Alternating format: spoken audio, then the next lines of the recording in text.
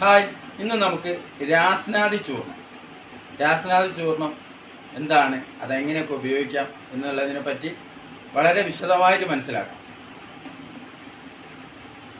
ഇതാണ് രാസ്നാദി ചൂർണം.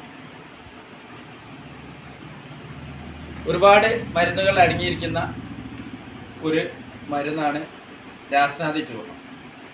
ഇതിൽ പ്രധാനപ്പെട്ട കുറച്ച് മരുന്നിനെ ഞാൻ നിങ്ങൾക്ക് മനസ്സിലാക്കി തരാം.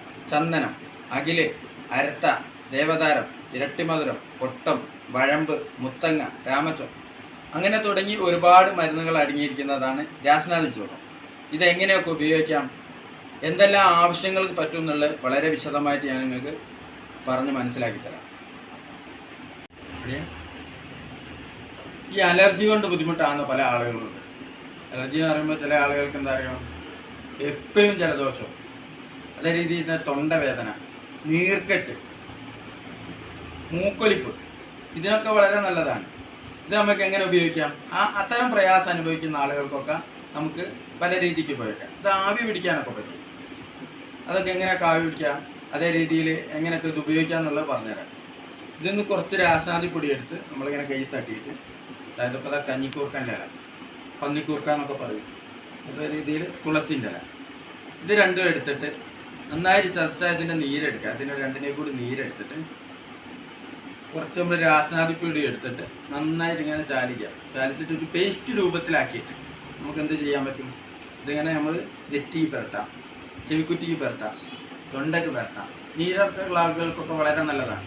അതേ രീതിയിൽ തന്നെ എന്താ, ഇവിടെയൊക്കെ കഫം നിറഞ്ഞെടുക്കുന്ന ആൾക്കാർക്ക് രാസനാദി നമ്മളിങ്ങനെ പേസ്റ്റ് പോലെ ദിവസം 1-2 പ്രാവശ്യം പുരട്ടിടുമ്പോൾ ഉണ്ടാവും കഫങ്ങളൊക്കെ ഇങ്ങനെ മുറിഞ്ഞു കിട്ടും. പുറത്തേക്ക് ചുമക്കുന്ന സമയത്ത് കഫം വല്ലാതെ പുറത്തോട്ട് എടുക്കാൻ സഹായിക്കുന്നുണ്ട്. അപ്പം അങ്ങനെ ഉപയോഗിക്കാം. അതേ രീതിയിൽ തന്നെ തുളസിൻ്റെ ഇലയും കഞ്ഞിക്കൂർക്കൻ്റെ ഇലയൊക്കെ ഇട്ടിട്ട് നമുക്ക് എന്ത് ചെയ്യാൻ പറ്റും? ആവി പിടിക്കാൻ പറ്റും. മൂക്കടിഞ്ഞു പോകുന്ന ആൾക്കാർ, മൂക്കൊലിപ്പുള്ള ആൾക്കാർക്കൊക്കെ ആ തരത്തിൽ ഉപയോഗിക്കാം. അല്ലാതെ സാധാരണഗതിയിൽ മുമ്പുള്ള ആളുകളൊക്കെ ഉപയോഗിക്കൽ പഴയ രൂപത്തിൽ എന്ത് ചെയ്യും, നമ്മൾ കുളി കഴിഞ്ഞാൽ ഉടനെ തന്നെ എന്ത് ചെയ്യും, കുറച്ച് പൊടി എടുത്തിട്ട് നന്നായിട്ട് മൂതാവിലിങ്ങനെ നന്നായിട്ട് ചൂടാക്കി കൊടുക്കും. അപ്പം അങ്ങനെയൊക്കെ പല രീതിക്ക് ഉപയോഗിക്കുന്ന, കൂടാതെ ഇതുകൊണ്ട് വേറെയും പല ഉപകാരങ്ങളുണ്ട്. അത് ഞാൻ പറഞ്ഞു തരാം. അതേ രീതിയിൽ തന്നെ സന്ധിവേദനയുള്ള ആളുകളൊക്കെ ഉണ്ടാവും. വേദന കൊണ്ട് പ്രയാസപ്പെടുന്ന ആളുകൾക്കൊക്കെ ഈ രാസ്നാദി ചൂർണം വളരെ നല്ലതാണ്. അത് പല രീതിക്ക് ഉപയോഗിക്കാം. ഇപ്പോൾ സാധാരണഗതിയിൽ കാൽമുട്ട് വേദന, കഴുത്ത് വേദന, അങ്ങനെ പല വേദനയും പല ഭാഗത്തുള്ള ആളുകൾക്കുണ്ടാവും. അവർക്കൊക്കെ എങ്ങനെ ഉപയോഗിക്കാം? രാസ്നാദി പൊടി കുറച്ചെടുത്തിട്ട് അതിൽ കർപ്പൂരാതി തൈലം ചേർത്ത് നന്നായിട്ട് വേദനയുള്ള ഭാഗത്ത് നമ്മൾ പുരട്ടി കൊടുക്കുന്നത് നല്ലതാണ്. പുരട്ടി കുറച്ച് കഴിഞ്ഞതിന് ശേഷം ഒരു അരമണിക്കൂറോ 3/4 മണിക്കൂറോ കഴിയുമ്പോൾ അത് പേസ്റ്റ് രൂപത്തിലാകുമ്പോൾ അത് തന്നെ പൊളിയാൻ തോന്നും. അതിനുശേഷം എന്ത് ചെയ്യാൻ നമുക്ക്? ഇത് വാദംകൊല്ലിൻ്റെ ഇലയാണ്. വാദംകൊല്ലിൻ്റെ ഇല ഇട്ട് വെള്ളം ചൂടാക്കി അതിൽ കുറച്ച് കല്ലുപ്പോ അതല്ലെങ്കിൽ എന്തുപ്പോ ഇട്ടിട്ട് നല്ല തുണി എടുത്തിട്ട് ഇങ്ങനെ ആ വേദനയുള്ള ഭാഗത്ത് ഇങ്ങനെ പിടിച്ചു കൊടുത്താൽ എന്ത് ചെയ്യും? നീരുകളൊക്കെ പോകാൻ വളരെ സഹായിക്കും. അപ്പോൾ സന്ധികളുടെ വേദനക്കൊക്കെ വളരെ നല്ലതാണ് രാസ്നാദി ചൂർണം.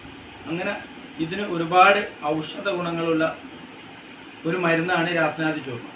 അപ്പോൾ നിങ്ങൾ അറിവിലേക്ക് നിങ്ങൾ മനസ്സിലാക്കി വെക്കുക. ഈ ചാനൽ ഇതുവരെ സബ്സ്ക്രൈബ് ചെയ്തിട്ടില്ലെങ്കിൽ ഉടനെ സബ്സ്ക്രൈബ് ചെയ്യുക. ഇതുപോലുള്ള നിങ്ങൾക്ക് ഉപകാരപ്രദമായ നല്ല നല്ല വീഡിയോകൾ കാണുന്നതിന് വേണ്ടി നിങ്ങൾ കമൻറ്റ് ചെയ്യുക, ഷെയർ ചെയ്യുക, ലൈക്ക് ചെയ്യുക. അടുത്ത നല്ലൊരു വീഡിയോ ആയി കാണുന്നത് വരെ എല്ലാവർക്കും നന്ദി, നമസ്കാരം.